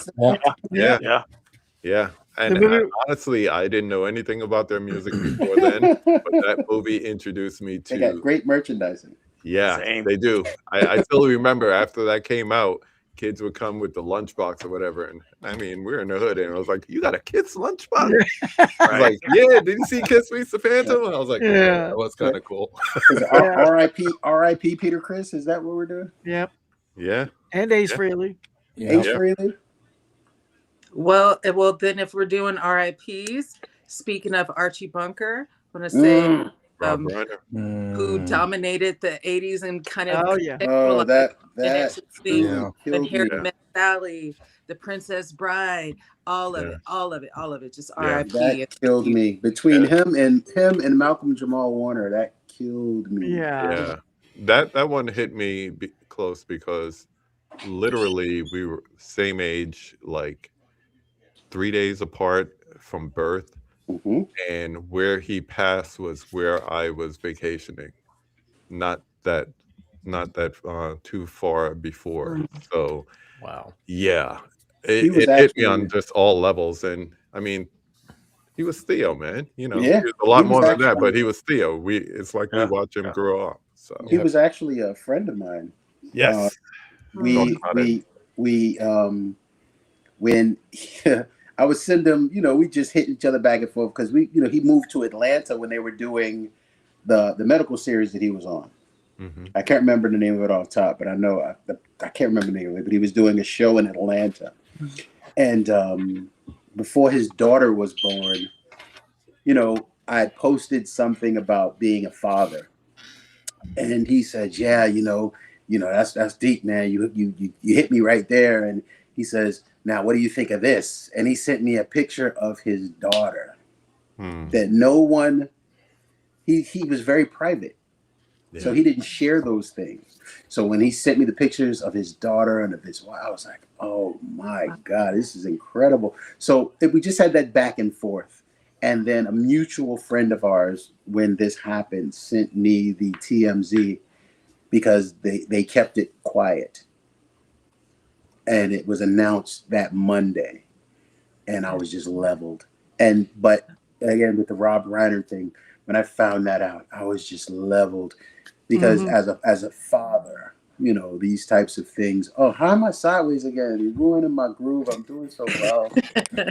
We rolling with you. We rolling. We're just looking at you like this. Father, yeah, we're just like so it was so crushing to me to hear that. And yes, we definitely need to give the both of them a shout out and prayers up and rest easy because they'll be missed.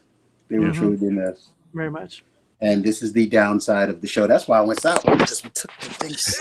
I feel like we on a just need sad to do this tangent. again and do the TV version. Which one? Yeah. Do this panel again. Oh yeah. that would be fun. Yeah, That I would be love that. fun. There's a lot of good TV going.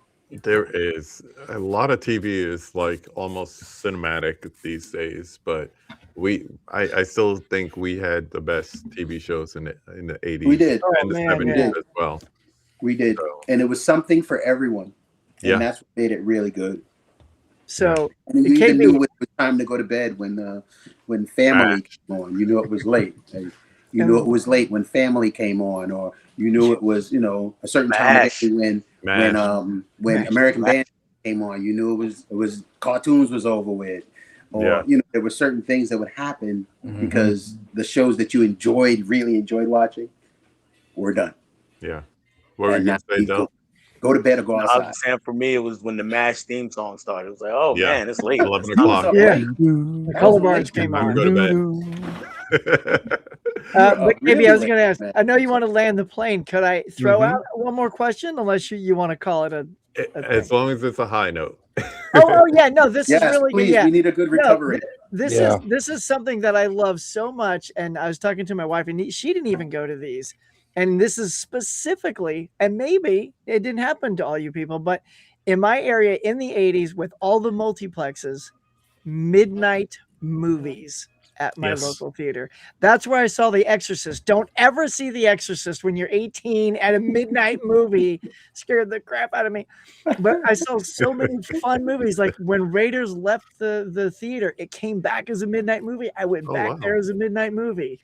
And I miss midnight movies. Did anybody else get to go to midnight movies? I think the only midnight movie I went to go see was Dick Tracy when it first came out. And I think it was, at least for like my area that I lived in. Yeah, because Rocky Horror was a big one. No, I really didn't get that here. I just watched Rocky Horror for the first time. Rocky Horror down in the village. Yeah. Ooh, you saw some characters down there. Yeah, you did. Oh, you did. I never saw Rocky Horror Show. I bought it. I still haven't watched it, but I've never seen it. Yeah, we're in the just watched same it a boat. few months I've ago. seen pieces of it. I will Never say this: bought it, we but I've had seen midnight releases of movies. Like you could go and see a midnight, like Friday the 13th or whatever. Yeah, But it wasn't like a retro kind of thing. Yeah, that's what I was talking What about. we did have in New York was Channel 9 at midnight would show a classic Creature horror feature. movie, Hammer, Yep. Universal, Fright Night. and it was called Fright Night. Thriller. Yep. Oh, nice. Right. It was Yeah. called Chiller, right? No, Fright Night. But You could- what was the one where they used to, it was like a claymation and the hand would come out the ground. It would do like this, and then it would say "Chiller," and it would spell it out across the screen. Oh, I don't I'm gonna remember that find one. it. I'm gonna have to Keep YouTube that. I gotta YouTube that. So no How one about really anybody had else? them. You have midnight movies? Yeah, no one else. Did you have them, Lanita? I had one experience with Midnight Movie, and I've told this before, I think on a live stream. It was Titanic. I was dating a girl at the time, and she wanted to go see it, and it came out at midnight. I did not know that movie was almost 3 hours long. It is 3 hours long.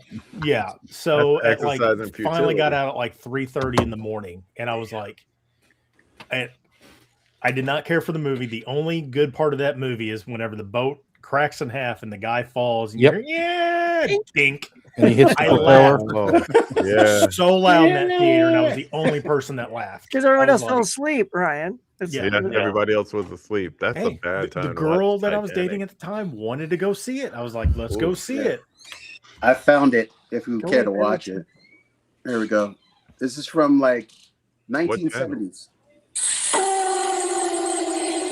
Oh yeah. I remember that. I don't remember what channel that was Oh my. on. Yeah, I do remember that. I don't remember this at all. I do, but Channel 9 was Fright Night. I know what you're talking Yeah. about, Kate. I Yeah, don't we had remember this. creature I don't remember what channel this was. What channel was I think that, it was Chris? Channel 9. I think That thing it had was 6 WOR. fingers. Yeah. So that was I think it was before Fright Night? WOR back in the day. I think it was Channel Yeah. 9. And what Oh, was the wow. one with Yeah. Elvira? That one came on late. Lady of the Night, what is it called? Madam of the Night. Mistress of the Night. Mistress, Yeah. yeah, Mistress of the Night. Dark. Lady of the Night. Lady of the Lady of the Evening. We'll call her that. She's wonderful. Whole different show.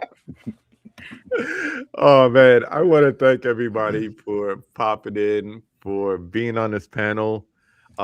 Please go around, tell people where they could find you if you have anything coming up. We'll start with the lady of the house. At Lonita Cook. That's my handle on Instagram. On YouTube, it's Lonita Cook 1221. My website is lovelonita.com. That's LONTA.com. And my website is really a resource. I'm still building it, but it's a resource marketplace for storytellers, particularly screenwriters. But you made my picture there big, so now I'm all distracted. We like it. Don't be distracted. You look great. Keep Don't get shy. Keep it going. You look amazing. More importantly, this lady's on TV, y'all. You can Yeah, see she's her somebody, in Kansas somebody. City. Yes, thank you for that. Yeah, thank you for joining us. We needed a lady's touch in here tonight. We could have went all testosterone with the action movies and everything. So much. She's So the glad you color were purple. here. It's I know. been a pleasure. And action is my second favorite genre, sci-fi and then action. So I don't know. I can get down with the action movie. So There you go. There you go. Ryan, what's up?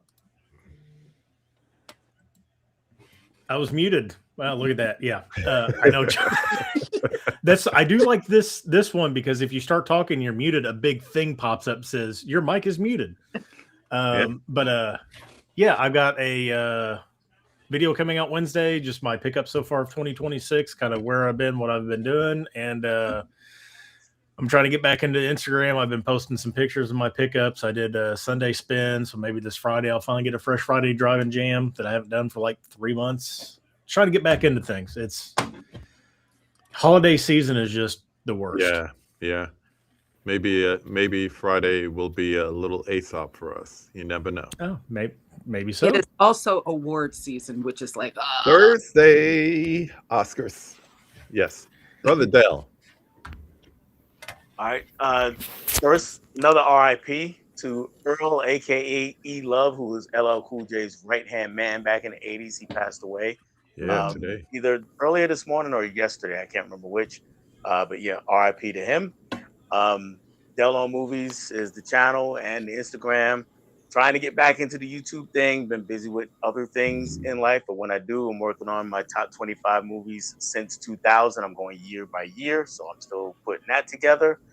On Instagram, I have been having a little bit of fun. I've been posting a superhero movie a day, something from out of the collection.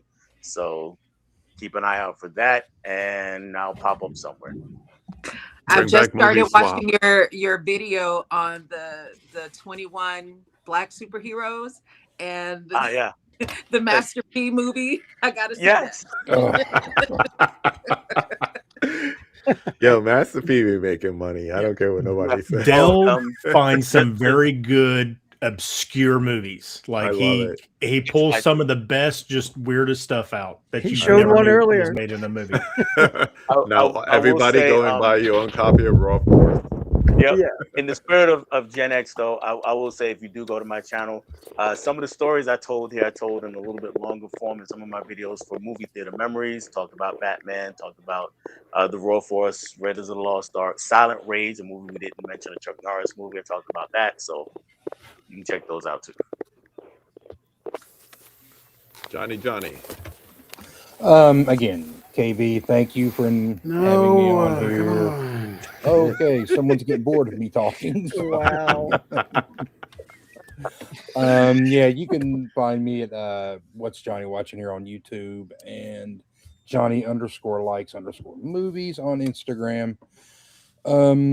The only thing I've got coming up, like in about 5 days, I'm going to be on John Doe Juggalo's channel. We are going to be starting a new series, Criterion Tea Talk. That's right, we flourish the pinky, and we're going to be talking about Criterion titles. And I believe start of next month, this is a new thing I'm doing.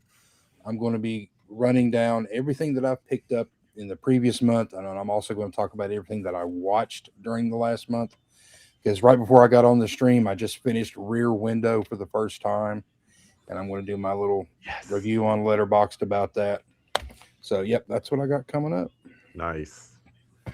Huckster. Good stuff, buddy. Thanks again, KB. This was so much fun, Lanita. A pleasure meeting you and guys, as always. So much fun.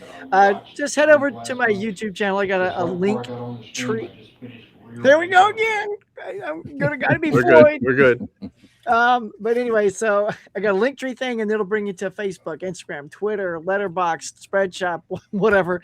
But on Letterboxd, you guys know, pretty much a lot of you are taking this. I'm doing the 52-week challenge again this year, and everybody's coming out. It's like 20-something people doing this. And Lunita earlier, for the passing of Rob Reiner, I started the year out with watch a Rob Reiner movie, and everybody went nuts, just saw everything, and that just warms my heart. Everybody's enjoying themselves and checking out movies like they've not normally seen. Like you checked out Rear Window now, and I love that you got to see, because I only experienced it 2 years ago myself and fell in love with it as a masterpiece. So this is what I love. So if you guys want to be a part of that, go to my Letterboxd. You'll see the full list there. You can copy paste it, put it on your wall, customize it for yourself, and play along.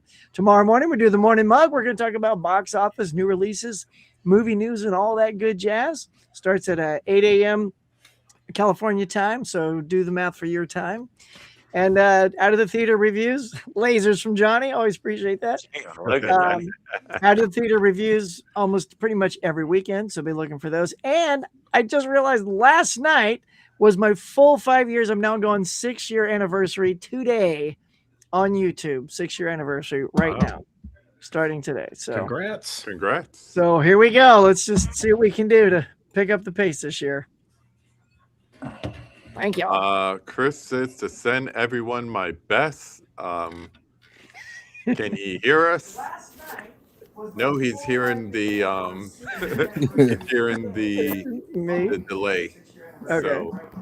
So just want to let everyone know I'm gonna bring back the podcast.